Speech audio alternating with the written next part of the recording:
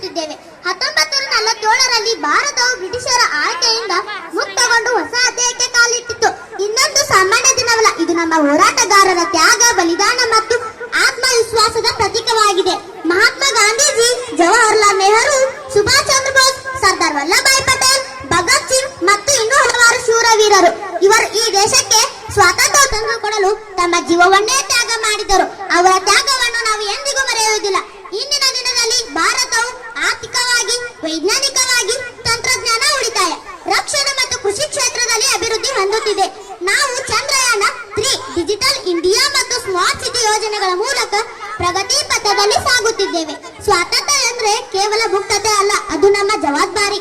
ನಾವೆಲ್ಲರೂ ಉತ್ತಮ ಪ್ರಜೆಗಳಾಗಿ ರೂಪುಗೊಳ್ಳೋಣ ಎಂದು ಹೇಳುತ್ತಾ ನನ್ನ ಚಿಕ್ಕ ಭಾಷಣಕ್ಕೆ ಚೊಕ್ಕ ವಿರಾಮ ನೀಡುತ್ತೇನೆ. ಜೈ ಹಿಂದ್, ಜೈ